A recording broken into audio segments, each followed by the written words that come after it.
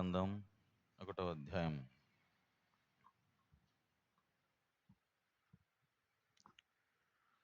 ప్రకటన గ్రంథం 1వ అధ్యాయం. మొదటి 3 వచనాలు మార్చి చదువుదాం. మొదటి 3 వచనాలు. యేసుక్రీస్తు తన దాసులకు కనపరుచుటకు దేవుడాయనకు అనుగ్రహించిన ప్రత్యక్షత. ఈ సంగతులు త్వరలో సంభవింపనయున్నవి. ఆయన తన దూత ద్వారా వర్తమానం పంపి తన దాసుడైన యోహానుకు వాటిని సూచించెను.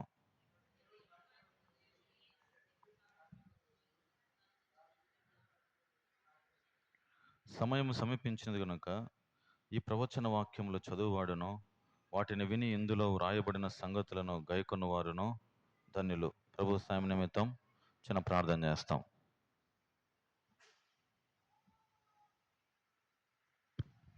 పరిశుద్ధుడైన తండ్రి, ప్రేమ నమ్మకం గల పరలోకపు తండ్రి, వందనములు, స్తోత్రములు.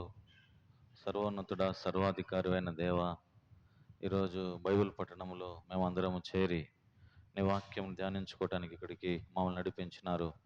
మీ ఆత్మ ద్వారా మీరు మాతో మాట్లాడండి. మీ ఆత్మ అభిషేకం అనుగ్రహించము. మేమేం నేర్చుకోవాలో మాకు బోధించము. ఈ కోడికను ఆశీర్వాదకరంగా చేయము.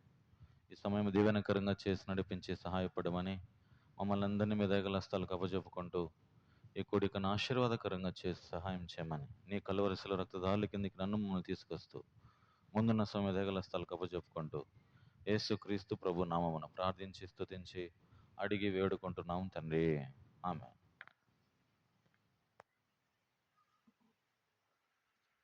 అందరు పేర్లాడమా. ప్రకటన గ్రంథం 1వ అధ్యాయము.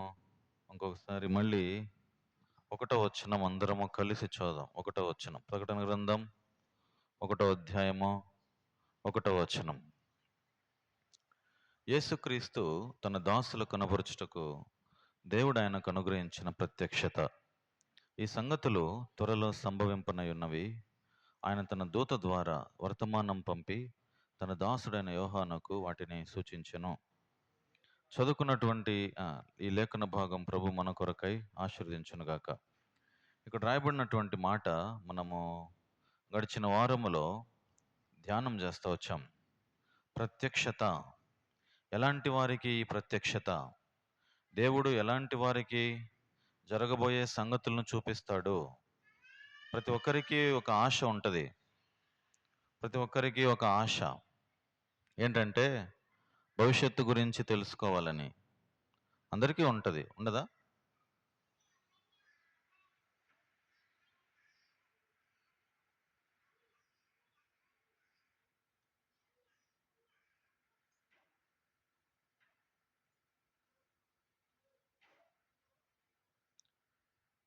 Hello, praise lord.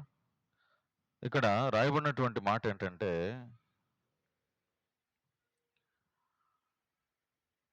ఈ సంగతులు త్వరలో సంభవింపనయున్నవి అనే మాట మనం ధ్యానం చేస్తాం. ఈ సంగతులు త్వరలో సంభవింపనయున్నవి. ఏ సంగతులు అనేవి ఈ ఈ ప్రకటన గ్రంథం 21 అధ్యాయాల్లో దేవుడు రాసించాడు. అయితే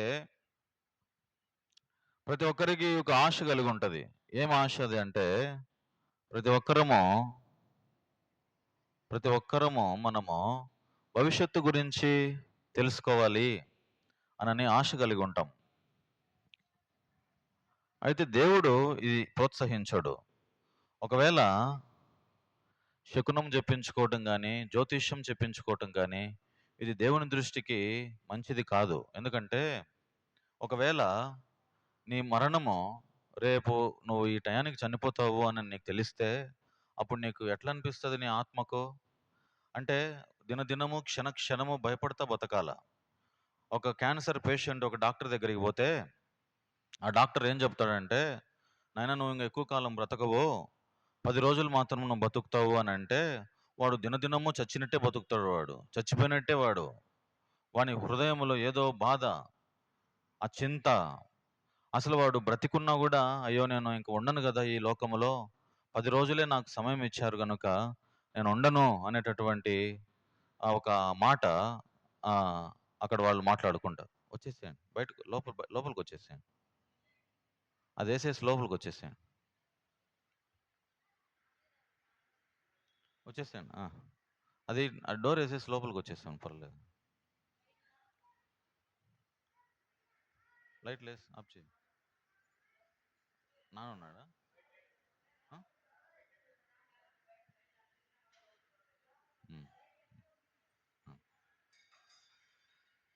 కాబట్టి ఇప్పుడు ఇక్కడ రాయబడినటువంటి మాట ఏంటంటే, జరగబోవు సంగతులు త్వరగా జరగనై ఉన్నవి. దేవుని రాకడ సమీపించింది. ఒక ఒక రోగి ఒక ఒక ఒక రోగి ఒక రోగముతో బాధపడుతున్నాడు అనుకోండి. ఆ రోగము, నువ్వు ఎక్కువగా తాగితే నువ్వు చచ్చిపోతావు, నువ్వు సిగరెట్ తాగితే చచ్చిపోతావు, మందు తాగితే చచ్చిపోతావు అని డాక్టర్ చెప్పినప్పటికి కూడా అతను పట్టించుకోకుండా ఉంటే ఏమవుతుంది? చివరికి తన ప్రాణానికి తనే ఉత్తరవాది, తనే తెచ్చుకుంటాడు, ముప్పు తెచ్చుకుంటాడు, కొని తెచ్చుకుంటాడు. ఇప్పుడు అది దేవుడు యాక్చువల్గా ప్రోత్సహించాడు. జరగబోయే సంగతులు ఏవి నీకు అవసరమో అవి మాత్రమే దేవుడు రాసి ఉంచాడు. అన్నిటి మీద నువ్వు ఏవంటే అవి తెలుసుకోవాల్సిన పని నీకు లేదు. ఎందుకంటే బైబిల్లో రాయబడిన మాట ఏమంటే, కాలగతులు దేవుని వశములో ఉన్నాయి అని రాయబడి ఉంది. ఒక కాలము అది దేవుడు నిర్ణయించాడు, ఎప్పుడు దేవుడు వస్తాడు, మనం ఎప్పుడు ఎత్తబడతామో అని.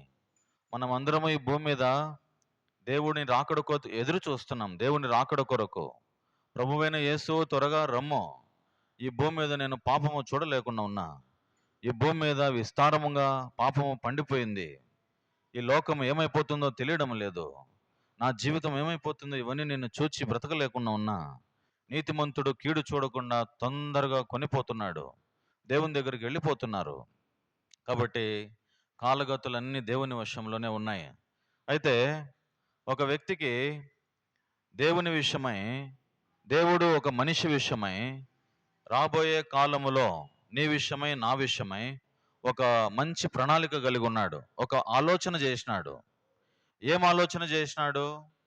ఇప్పుడు మనము చిన్న బిడ్డల విషయమై ఒక ఆలోచన చేస్తాం. ఏమని ఆలోచన చేస్తామంటే, నా బిడ్డ మంచి స్కూల్లో చదువుకోవాలా, నా బిడ్డ చదువు అయిపోయిన తర్వాత ఆ బిడ్డకు మంచి ఉద్యోగం రావాలా, ఆ బిడ్డకు మంచి ఉద్యోగం వచ్చిన తర్వాత మళ్ళీ ఇంకొక సమస్య, మంచి పెళ్లి చేయాలా, ఎవరన్నా చూసి పెళ్లి చేయాలా అని. ఇంకా ఏం ఆలోచన చేస్తాడు తండ్రి? నా బిడ్డకు ఒక మంచి ఇల్లు ఉండాలనుకుంటాడు. ఆ బిడ్డకు మంచి ఇల్లు ఉన్న తర్వాత మళ్ళీ ఇంకోటి కూడా అనుకుంటాడు, నా బిడ్డకు ఒక మంచి కారు ఉండాలని, వెహికల్ ఉండాలనుకుంటాడు. నా బిడ్డకు ఏది తక్కువ ఉండకూడదు, అన్ని సౌకర్యంగా ఉండాలని ఒక తండ్రి అనుకుంటాడు. పరలోకపు తండ్రి, ఒక భౌతికమైనటువంటి తండ్రి, నీ తండ్రి, నా తండ్రి ఈ విధంగా, ఈ లోకములో ఉన్న తండ్రి ఈ విధంగా అనుకుంటే, పరలోకపు తండ్రి ఇంకా ఎన్ని విషయాలు, నీ విషయం నా విషయం ఇంకా ఎంతగా ఆలోచించాలి? అందుకని రాయబడింది ఒక మాట, ఒక భౌతికమైన తండ్రికి ఇన్ని ఆలోచనలు ఉంటే, పరలోకములో ఉన్నటువంటి తండ్రికి నీ విషయమే నా విషయమే ఎన్ని ఆలోచనలు ఉంటాయి? కీర్తన 40వ అధ్యాయం 5వ వచనంలో ఒక మాట ఈ విధంగా రాయబడి ఉంది. కీర్తన 45 చదవండి. కీర్తన 45. యెహోవా నా దేవా, నీవు మా ఎడల జరిగించిన ఆశ్చర్యక్రియలను, మా ఎడల నీకున్న తలంపులు బహు విస్తారమైన తలంపులు దేవునికి నీ మీద నా మీద ఉన్నాయి. మనము కొన్ని పెట్టుకుంటాం, కానీ దేవుడు ఎన్ని పెట్టుకుంటాడు? నీ విషయమై నా విషయమై విస్తారంగా పెట్టుకొని ఉన్నాడు. ఇదేరా నా కోరిక నీ విషయమై, నువ్వు ఒక మంచి జాబ్ తెచ్చుకోవాలా, అదేరా నా కోరిక అంటాడు ఒక తండ్రి. అయితే దేవుడు ఏమంటాడు? నీ మీద నాకు ఎన్నో ఆలోచనలు ఉన్నాయి, నీ మీద నాకు బహు విస్తారంగా ఉన్నాయి తలంపులు, ఆలోచనలు. 139వ కీర్తన ఈ విధంగా చెప్తుంది. ఏమంటే 139వ కీర్తన 17-18 వచనాలు. 17-18. దేవా, నీ తలంపులు నాకెంత ప్రియమైనవి, వాటి మొత్తం ఎంత గొప్పది. అవి అవి లెక్కకు ఇసుక రేణువుల వంతే వలె ఉన్నవి, అవి ఎవరూ లెక్కించలేం. దేవునికి అన్ని తలంపులు ఉన్నాయి నీ మీద నా మీద. 16వ వచనంలో చూస్తే, నేను పిండమునై ఉండగా నీ కన్నులు నన్ను చూచెను. పిండముగా ఉన్నప్పుడే, మనము తల్లి గర్భములో ఉన్నప్పుడే దేవుని కన్నులు నిన్ను నన్ను చూచినాయి.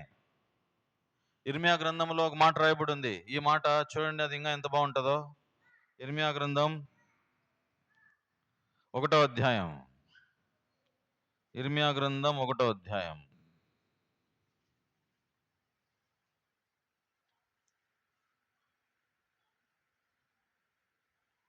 అక్కడ రాయబడిన మాట ఏంటంటే 4-5 వచనాల్లో.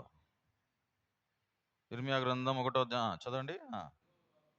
ప్రత్యక్షమై ఇలాగూ సెలవిచ్చాను, గర్భములో నేను నిన్ను రూపింపక మునిపే. అబ్బా, ఏంటిది ఈ మాట? గర్భములో నేను నిన్ను రూపింపక మునిపే నేను నిన్ను ఎరిగాను. నీ పేరు తెలుసు, నీ ఊరు తెలుసు, నువ్వు పుట్టే రోజు తెలుసు, నువ్వు చచ్చిపోయే రోజు తెలుసు. అంటే ఇక్కడ రాయబడిన మాట, నేను నిన్ను రూపింపక మునిపే అంటే, నువ్వు ఈరోజు పలానా రోజు పుడతావు అని అంటే, ఆ పలానా రోజు పుట్టక ముందే దేవునికి తెలుసు నువ్వు పలానా రోజు పుడతావని. అంటే ఏమని రాయబడింది? నేను నిన్ను రూపింపక మునిపే నేను నిన్ను ఎరిగాను. I know you. నీ గురించి సమస్తము నాకు తెలుసు. ఏ మనుషుని గురించి, ఎవరి గురించి సాక్ష్యం ఇవ్వనక్కర్లేదు. దేవునికి సమస్తము తెలుసు. కొంతమంది ఆయన్ని ఇట్లా, ఈయన్ని ఇట్లా, ఇదే పొద్దుబోని మాటలు ఇవన్నీ, ఎప్పుడు ఇయే మాటలే. ఈరోజు ఇక్కడికి వచ్చినటువంటి మనము ఒక మాట నేర్చుకొని పోవాలా. మనము మన గురించి మనుషులు ఏం ఆలోచిస్తున్నారు, ఏమో అనుకుంటున్నారు అనేది పక్కన పెట్టి, మనుషులు నా గురించి ఏమనుకుంటున్నారు అనే విషయం పక్కన పెట్టి, దేవుడు నా గురించి ఏమనుకుంటున్నాడు అని ఆలోచించాల నువ్వు. మనుషులు నా గురించి ఏమనుకుంటున్నారు అనేది కాదు ముఖ్యం. మనుషులు ఈరోజు పొగుడుతారు నిన్ను, రేపేం చేస్తారు, నువ్వు మాకు పనికిరావు అంటారు. మనుషుల గురించి కాదు నువ్వు ఆలోచించాల్సింది. దేవుడు నీ గురించి, నా గురించి ఏం ఆలోచిస్తున్నాడు అది ఆలోచించాలా. నీ మీద, నా మీద ఒక బంగారు భవిష్యత్తు ఆయనకుంది. ఈరోజు ఇక్కడికి వచ్చిన మనము, ఆయన మన మీద పెట్టుకున్నటువంటి ఆశ ఏమిటి?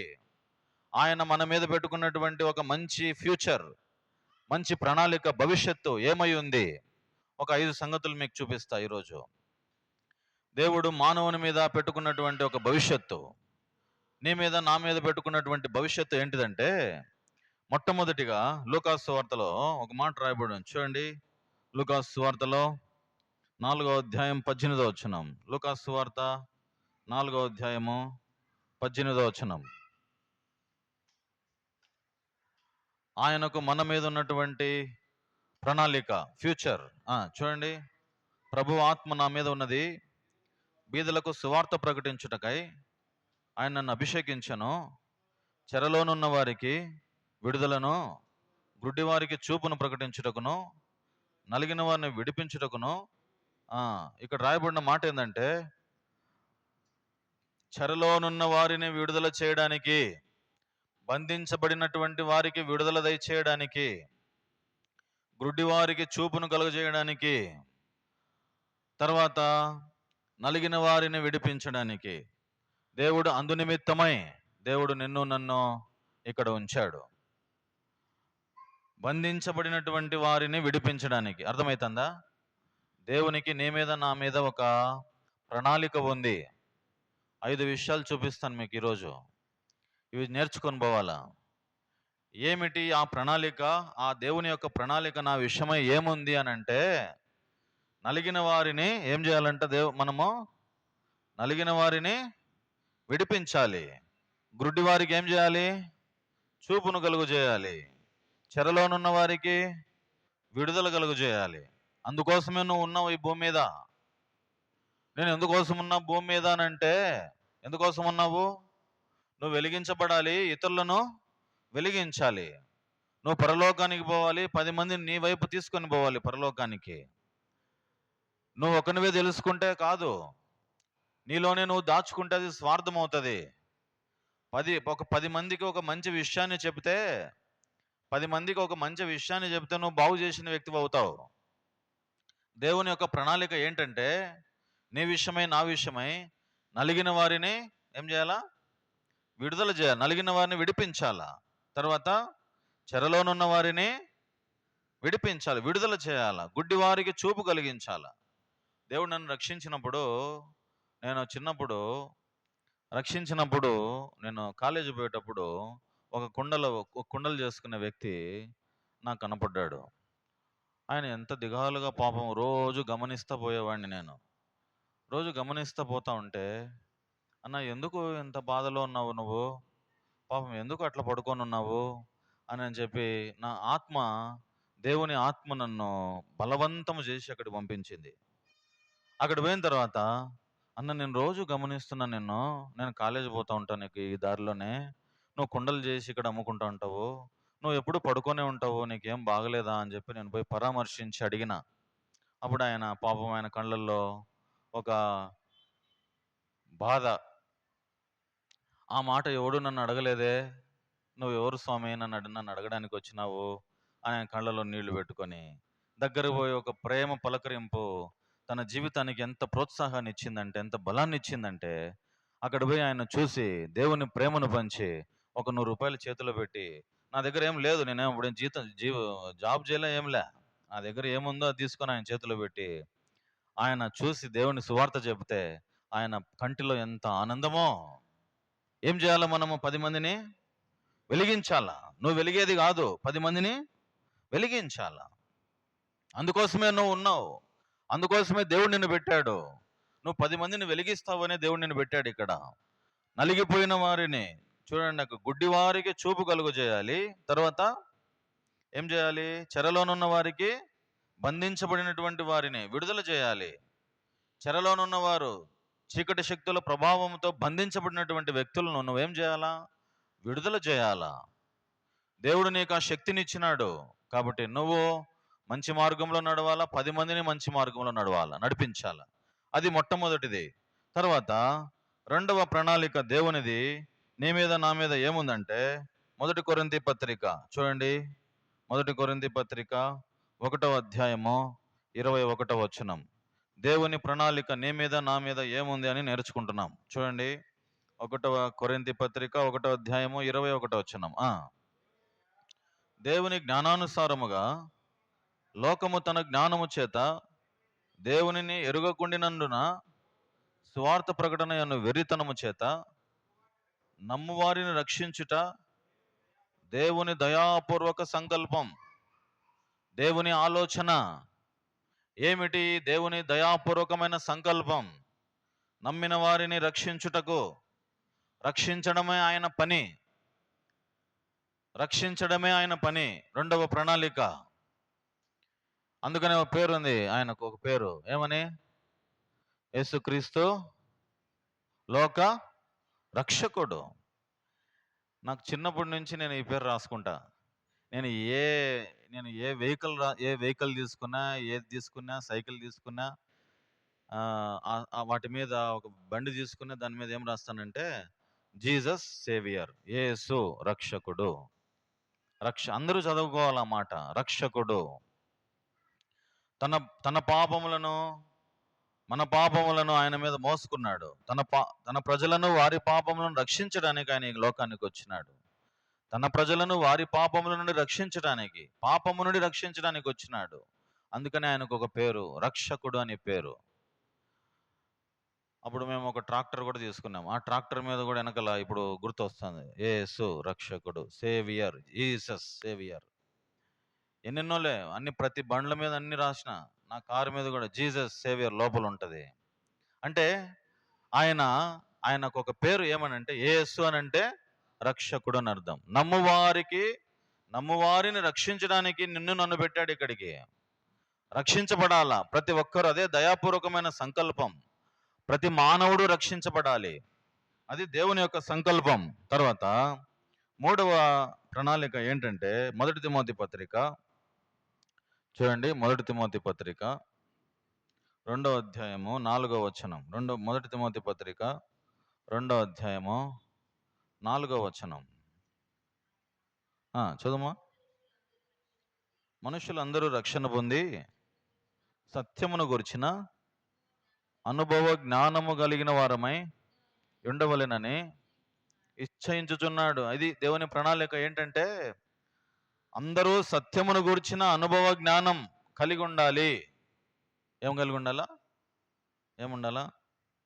సత్యమును గూర్చిన అనుభవ జ్ఞానంలో ఉండాలా. ఎవరు సత్యము? ఎవరు సత్యము? ఆయనే సత్యం. ఆ రాయబడిన మాట, నేనే మార్గము సత్యం. I am the true God.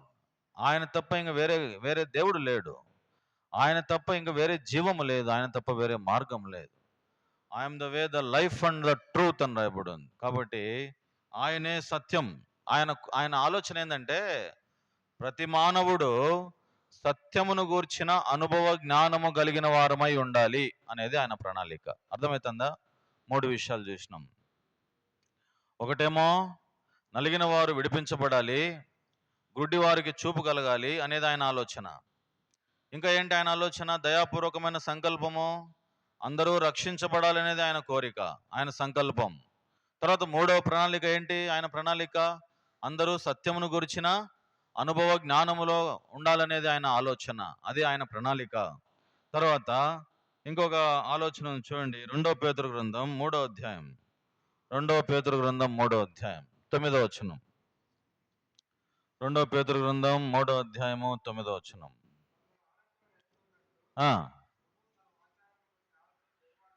కాడు గాని ఎవరు నశింపవలనని ఇచ్చయింపక అందరూ మారు మనసు పొందాలని కోరుచు.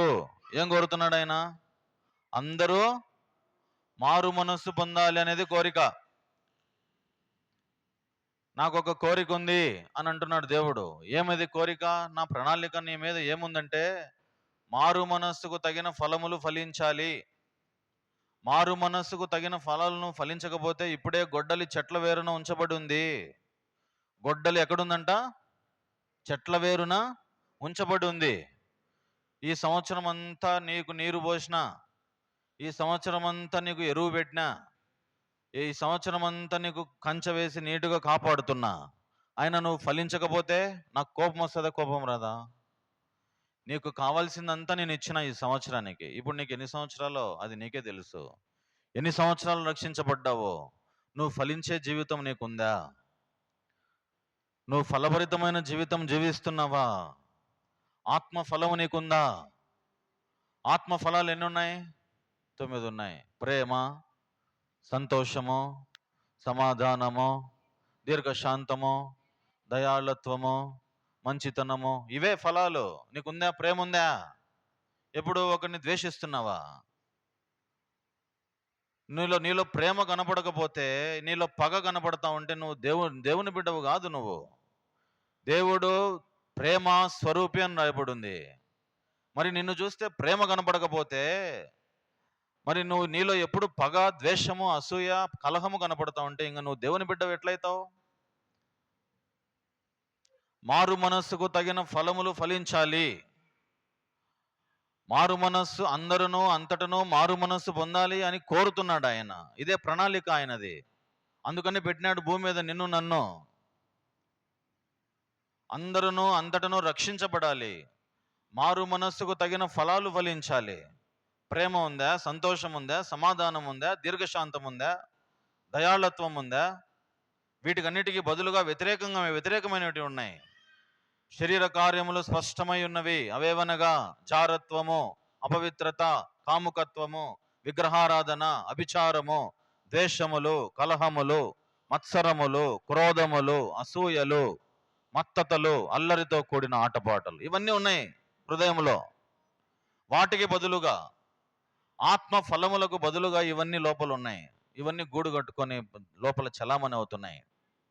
గుంటనక్కలు ఇవన్నీ లోపల పాడు చేస్తున్నాయి, ఫలించడానికి ఆటంకం చేస్తున్నాయి. అవన్నీ తీసి పడేసే, అవన్నీ పనికిరావు. అవన్నీ దేవుడు అది కాదు నీ విషయమై నా విషయమై కోరేది. మారు మనసుకు తగిన ఫలములు ఫలించాలి అని ఆయన కోరుతున్నాడు. కాబట్టి ఇంకా ఆయనకున్నటువంటి ఒక చివరి కోరిక ఏం తెలిసినా చూపిస్తాను చూడండి. 1 యోహాను పత్రిక మొదటి యోహాను పత్రిక 3వ అధ్యాయము 2వ వచనం. మొదటి యోహాను పత్రిక 3వ అధ్యాయం 2వ వచనం చదువుమా ప్రియులారా. ఇప్పుడు మనము దేవుని పిల్లలమై ఉన్నాము. మనం ఇక ఏమవుదుమో అది ఇంకా ప్రత్యక్షపరచబడలేదు, కానీ ఆయన ప్రత్యక్షమైనప్పుడు ఆయన ఉన్నట్లుగానే ఆయనను చూతుము గనుక ఆయనను పోలి ఉందము. అది మనం చేయాలి. ఆయనకున్నటువంటి ఆశ, కోరిక ఏం తెలిసినా, ఆయన ఒకరోజు ప్రత్యక్షమవుతాడు. ప్రత్యక్షమైనప్పుడు ఆయన ఎట్లా ఉన్నాడో మనం కూడా అట్లా ఉండాలి. ఆయన ఉన్నట్లుగా ఆయనను చూతుము గనుక ఆయనను పోలి ఉండాలి. ఎవరిని పోలి ఉండాలి మనము? ఆయన ఎట్లా ఉంటాడో ఆయనను పోలి ఉండాలి మనం. ఆయన నేత్రములు ఎలా ఉన్నాయో, ఆయన చూపు ఎలా ఉందో, ఆయన నడవడిక ఎట్లా ఉందో, ఆయన మాట ఎట్లా ఉందో, ఆయన ప్రవర్తన ఎట్లా ఉందో, ఆయనలాగా ఆయన పోలిక మనలో ఉండాలా. ఆయన ఉన్నట్టుగానే మనం ఉంటాం ఆయన ప్రత్యక్షమైనప్పుడు. అదే మన ధైర్యం. ఇది ఒకరోజు జరగబోతుంది. అదే ఆయన కోరిక. ఆయన వచ్చినప్పుడు ఆయన వలె నువ్వు నేను కనబడకపోతే ఎత్తబడతామా? ఇప్పుడు ఆయన వచ్చినాడు అనుకో, ఈరోజు ఆయనలాగా నువ్వు నేను లేకపోతే, ఆయన పోలికలో నువ్వు నేను లేకపోతే ఎత్తబడతామా? ఎత్తబడం. ఆయన పోలిక దినదినము మనలో రావాలా. ఆయన స్వరూపము మనలో ఏర్పడాలా. దినదినము అభివృద్ధి చెందాలా, ఆత్మలో అభివృద్ధి చెందాలా. ఆయనకి ఎన్ని తలంపులు ఉన్నాయో తెలుసునా నీ మీద, నా మీద. ఒక వ్యక్తి పడవ నడుపుకుంటూ పోతున్నాడు. పడవ నడుపుకుంటూ పోతా ఉంటే గాలి తుఫాను, పెద్ద తుఫాను వచ్చింది. ఆ పడవ మునిగిపోయింది. అందరూ చచ్చిపోయినారు. ఇతను ఒక్కడే మిగిలిపోయినాడు. ఇతను ఒకడే మిగిలిపోతే అతను కూడా మునిగిపోయి మొత్తం మీద ఏమైపోయిందో ఏమో, ఆ పడవ మొత్తం మీద గాలి తుఫాన్లు వచ్చినాయి. ఆ పడవ మునిగిపోయింది. ఇప్పుడు మొత్తం మీద అలలను బయట ఒడ్డును చేరుకున్నాడు. మొత్తం మీద ఆయన ఒక్కడే బతికినాడు. మిగతా వాళ్ళందరూ చచ్చిపోయినారు. ఇప్పుడు ఆయన ప్రార్థన చేస్తున్నాడు. చుట్టూ చూసినాడు, ఎవరు లేరాడ. ఒకటే ద్వీపం, అది ఎవరు లేరు అక్కడ. ఆయన ఒక్కడే ఉన్నాడు ఆ ద్వీపంలో. అరే అందరూ చచ్చిపోయినారా, నేను ఒక్కడనే మిగిలినానా అని అన్ని శవాలన్నీ కనబడుతున్నాయి. ఇప్పుడు ఆయన ఏం చేసినాడంటే మోకాళ్ళ మీదకి వచ్చి, ప్రభా నన్ను బతికిచ్చినావు, నీకు కృతజ్ఞతలు ప్రభా, నన్ను కాపాడు ప్రభా, నన్ను రక్షించు ప్రభా, ఇక్కడ ఎవరు లేరు ప్రభా, నన్ను కాపాడు ప్రభా అని రోజు ప్రార్థన చేయడానికి స్టార్ట్ చేసినాడు. ఒకరోజు అయిపోయింది, ఇంకా ఎవరు రాలే. ఎవరన్నా వస్తారేమో అని చూసినాడు, ఎవరు రాలే. 2 రోజులు అయిపోయింది, ఇంకా ఎవరు రాలే. 3 రోజులు అయిపోయింది, ఇంకా ఎవరు రాలే.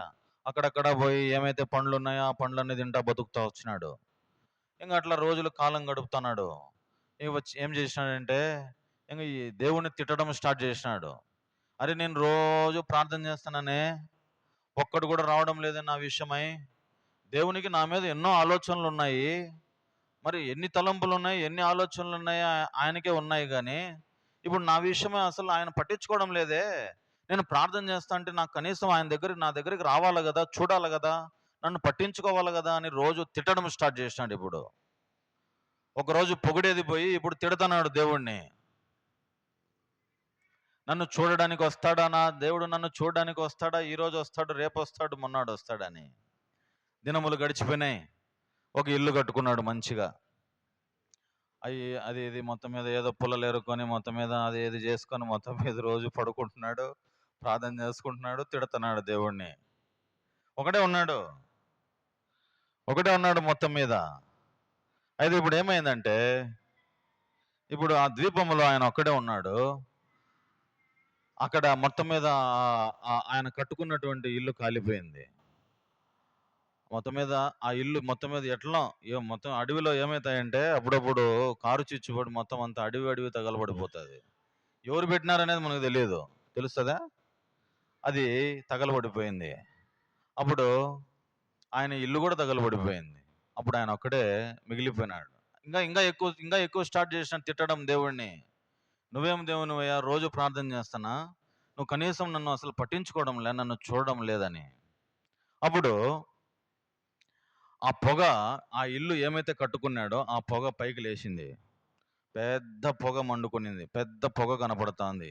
ఆ పొగ ఎన్నో కిలోమీటర్ల దూరంలో ఉన్నటువంటి ఒక పడవకు కనపడింది ఆ పొగ. ఆ పడవ ఏం చేసిందంటే, ఆ పడవ మెల్లగా ఆయనున్న ప్రాంతానికి వచ్చింది. ఇక్కడ ఎవరైనా ఉన్నారా? ఇక్కడ ఎవరైనా ఉన్నారా? అని చెప్పి గట్టిగా వాళ్ళు ఏం చేస్తున్నారు? పిలుస్తున్నారు పిలుపు. ఇక్కడ ఎవరైనా ఉన్నారా? ఇక్కడ ఎవరైనా ఉన్నారా? రండి, రండి, రండి అని. అప్పుడు అబ్బా! ఈ రోజు నా దేవుడు నా మొరను విన్నాడు. అందుకు వాళ్ళు వచ్చినారు నన్ను కాపాడడానికి అని చెప్పి, ఆ పడవ ఎక్కినాక పోయేటప్పుడు అప్పుడు దేవుణ్ణి స్తుతిస్తున్నాడు. అయ్యా! పొరపాటు అయిపోయింది. నేను నిన్ను తిట్టినా, నేను ద్వేషించినా, నువ్వు నా మొరను ఆలకించలేదు, నా ప్రార్థన వినలేదని నేను తిట్టినా. ప్రభువా, ఇదే నీ ప్రణాళిక అని చెప్పి అప్పుడు దేవుణ్ణి స్తుతించినాడు. గుర్తుపెట్టుకో, ఒక మాట రాయబడి ఉంది. కీర్తన గ్రంథం 33వ అధ్యాయము 11వ వచనం.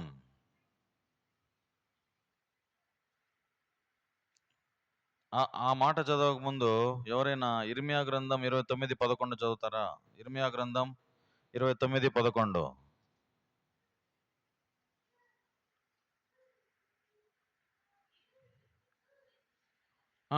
నేను మిమ్మల్ని గురించి ఉద్దేశించిన సంగతులను నేను ఎరుగుదును.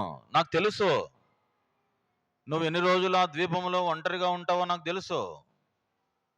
రాబో కాలం ముందు మీకు ఏమంట? సమాధానకరమైన ఉద్దేశములే కానీ అవి హానికరమైనవి కావు. నువ్వు రోజు నన్ను తిడతావు, నన్ను తిడతానే ఉన్నావు నువ్వు రోజు. నీ గురించి నేను ఎంత గొప్ప ప్రణాళిక వేసుకొని ఉన్నా, కానీ నీకు అర్థం కావడం లేదు నా గురించి. దేవుని గురించి నువ్వు అంత తక్కువగా ఆలోచన చేస్తున్నావు. నువ్వు రోజు ఇంతే ఆలోచన చేస్తావు, ఇంతే నువ్వు ఆలోచన చేసేది. కానీ నీ గురించి దేవుడు ఎంత ఆలోచన చేస్తాడో తెలుసునా?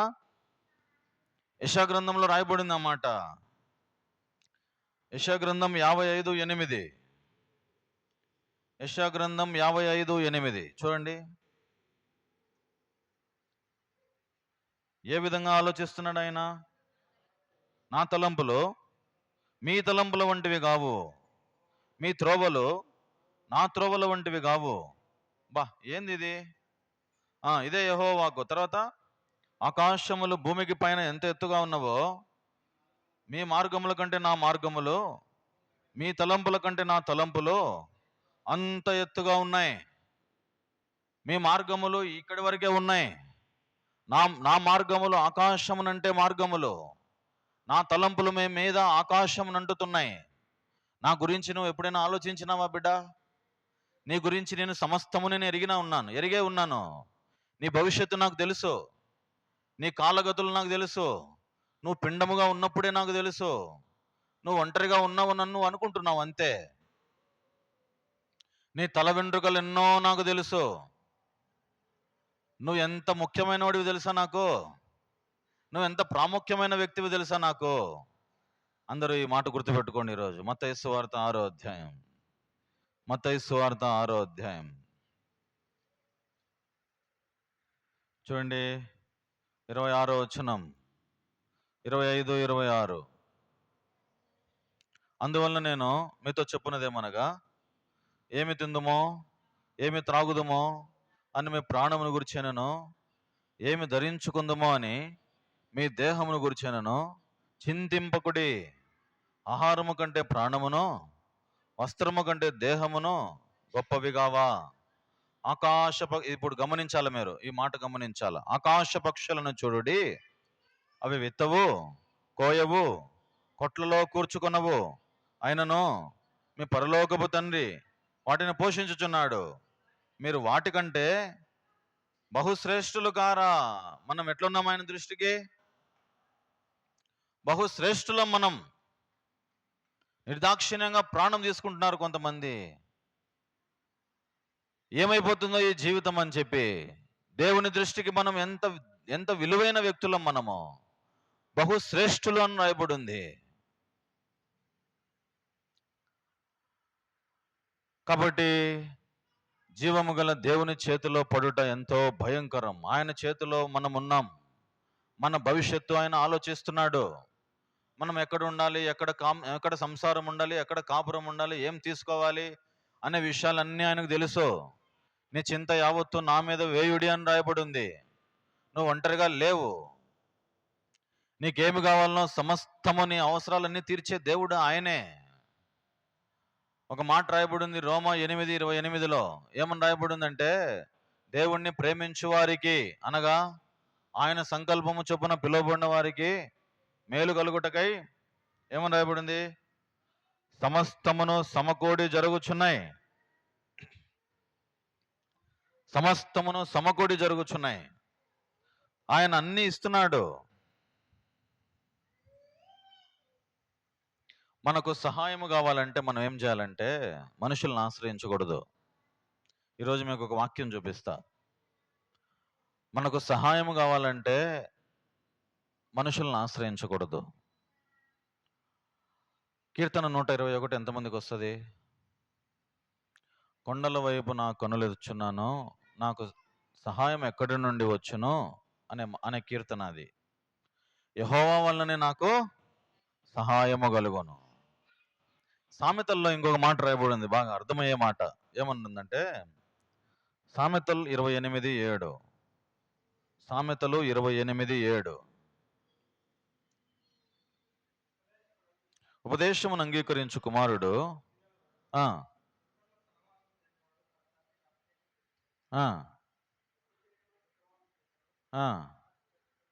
నా హృదయము ఆయన యందు నమ్మిక ఉంచిందని రాయబడింది ఎక్కడన్నా? సామెతల గ్రంథం 28. నా హృదయము ఆయన యందు నమ్మిక ఉంచిన కారణాన నేను ఆయన వలన సహాయము పొందుతున్నాను అని రాయబడి ఉంటుంది. 14. హృదయము ఆయన యందు నమ్మిక ఉంచిన కారణాన. కాబట్టి ఏముందంటే ఆయన మీద నమ్మకం పెట్టుకుంటే నాకేముందంట? కీర్తనలు చదవండి. కీర్తన 28:7. కీర్తన 28:7. సహాయం ఎక్కడ కలుగుతుంది, ఎక్కడి నుంచి కలుగుతుంది అని అంటే అక్కడ రాయబడి ఉంది. కీర్తన 28:7. యెహోవా నా ఆశ్రయము, నా కేడెము, నా హృదయము ఆయన యందు నమ్మిక ఉంచెను గనుక నాకు సహాయము కలిగెను. ఎక్కడి నుంచి కలిగిన సహాయము? ఆయన యందు నమ్మిక ఉంచినాను కాబట్టి నాకేం కలిగింది? ఇప్పుడు సహాయము కలిగింది. ఈరోజు మనం నేర్చుకున్న విషయం ఏంటంటే, దేవుడు మానవుని మీద పెట్టుకున్నటువంటి ప్రణాళిక, భవిష్యత్తు ప్రణాళిక ఏంటంటే, ఒక మాటలో చెప్పాలంటే ఆయన వలే నేను ఉండాలి, ఆయన పోలికలో నేను ఉండాలి. అది ఆయన ఆశ. ఆయన పోలికగా నేను మారాలంటే ఎన్ని వాక్యాలు వినాలా, ఎన్ని బోధలు వినాలా, ఎన్ని బైబిల్ స్టడీలకు రావాలా, ఎంత వాక్యం నేర్చుకోవాలా? దినమంతా నేర్చుకోవాల్సిందే, రోజంతా నేర్చుకోవాల్సిందే. రాత్రింబవళ్ళు ధర్మశాస్త్రమును ధ్యానించువాడు ధన్యుడు అని రాయబడి ఉంది. ఆయన వాక్యము దినము రోజు కొంచెం తింటే సరిపోదు కదా. ఆయన వాక్యము దినమంతా చదువుతూనే ఉండాలా, వేసుకుంటూనే ఉండాలా. అప్పుడు ఆయన పోలికలా కనపడతాం. లేకపోతే ఆయన పోలికలో మారలేం. యోసేపు పాపం ఒక్కడే. యోసేపు గుంటలో పడిపోయినాడు.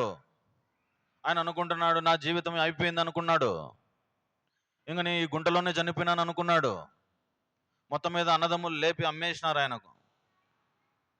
కొంత వెండి తీసుకొని అమ్మేసినారు. వెండికి అమ్మేసినారు యోసేపును. యోసేపు పోయి ఒక పోతిఫర్ ఇంట్లో ఉన్నాడు, కొద్ది కాలం ఉన్నాడు. అక్కడి నుంచి ఒక జైల్లో పడినాడు. జైల్లో పడిన తర్వాత జైల్లో అనుకుంటున్నాడు, అయ్యో నా బతుకు ఇంకా జైలే ఏమో అనుకున్నాడు. 4 గోడల మధ్య నేను బ్రతకాలేమో, ఇదేనేమో నా బ్రతుకు అనుకున్నాడు. కానీ దేవునికి యోసేపు మీద ఉన్నటువంటి ప్రణాళిక, భవిష్యత్తు ప్రణాళిక, ఆయన ఒక ప్రధానమంత్రి అవుతున్నాడని ఆ యోసేపు కూడా తెలియదు. తెలుసునా? ఎవరైనా ఆలోచించినారా? అది ఇప్పుడు నువ్వు ఎక్కడున్నావో, ఏ స్థితిలో ఉన్నావో దేవుని స్తుతించు. ప్రభువా నాకు ఈ స్థితిని ఇచ్చినావు చాలు, నేను నిన్ను స్తుతిస్తున్నా, ఘనపరుస్తున్నానని. ఎప్పుడు ఒకే సమస్య, ఎప్పుడు అదే కాలం ఉండదు. ప్రతి సమస్యకు పరిష్కారం ఉంది. ఇప్పుడు నువ్వు నలిగిపోతున్నావేమో, చుట్టూ పొగ, చుట్టూ కంపలు, ఎట్లా చూసినా కూడా తిరగలేని పరిస్థితి, తల ఎత్తుకోలేనటువంటి పరిస్థితి. యోసేపును జ్ఞాపకం చేసుకో. దావీదు ఒంటరిగా గొర్రెలు మేపుకుంటా అడవిలో ఉన్నాడు. సింహాలు ఎదురొచ్చినాయి, సింహాలను చంపినాడు. ఎలుగుబంట్లు ఎదురొచ్చినాయి, ఎలుగుబంట్లను చంపినాడు. దావీదుకు ఏ రోజన్నా తెలుసునా నువ్వు ఒక గొప్ప రాజు అవుతున్నావు అని? దావీదుకి ఎప్పుడన్నా తెలుసునా? ఆయన అనుకొని ఉంటాడు, నా బతుకంతా ఈ గొర్రెలే ఏమో అనుకొని ఉంటాడు. అనుకోనిడా? మరి దావీదేమనుకో ఉండాలా? కాబట్టి నీ పరిస్థితి ఎలాంటిదైనా సరే, నీ జీవితం ఎలాంటిదైనా సరే, నీ ఉన్న శ్రమలోనూ ఆనందించు. పౌలు అంటాడు, నేను ఏ స్థితిలో ఉన్నా ఆ స్థితిలో నేను ఆనందిస్తున్నా. ధనముంది, ధనములో ఆనందిస్తున్నా. దరిద్రత ఉంది, దరిద్రతలో ఆనందిస్తున్నా. శ్రమ ఉంది, శ్రమలో ఆనందిస్తున్నా. కష్టం ఉంది, కష్టములో ఆనందిస్తున్నా.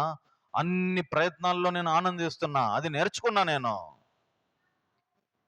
కాబట్టి దేవునికి ఉన్నటువంటి ఒక ప్రణాళిక నీ విషయమై, నా విషయమై భవిష్యత్తులో ఆయనకున్నటువంటి ఒక ప్రణాళిక ఏంటంటే, నా బిడ్డ నా వలె ఉన్నాడా,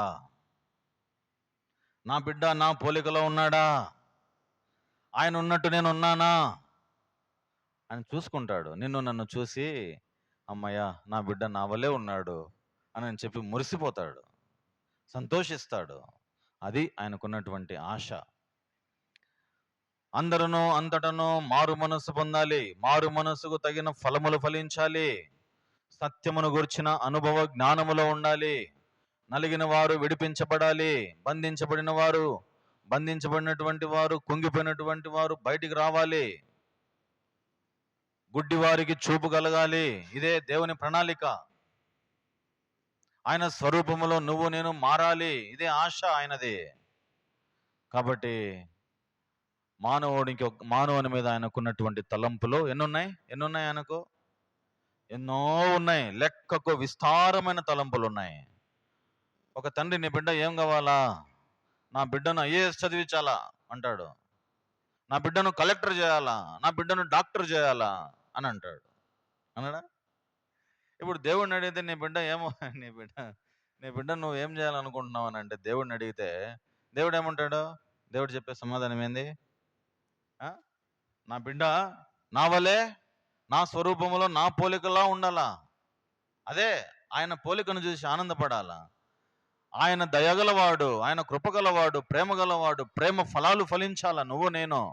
అదే ఆయన కోరేది. ఆత్మ ఫలములు ఫలించాలా.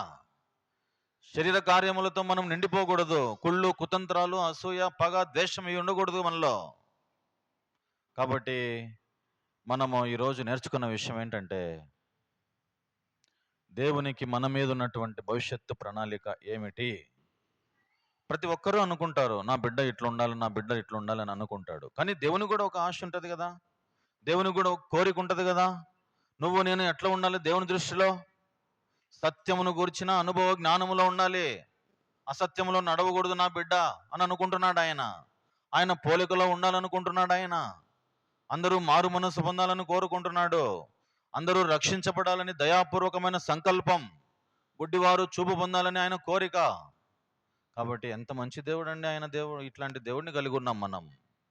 కాబట్టి ఈ కొద్ది మాటలు దేవుడు దీవించునుగాక. వచ్చే వారం మనము ఆయన త్వరగా సంభవింపనై ఉన్నటువంటి కార్యాలు, ఈ మొదటి అధ్యాయంలోనే ఆయన పోలిక ఎలా ఉంటుంది?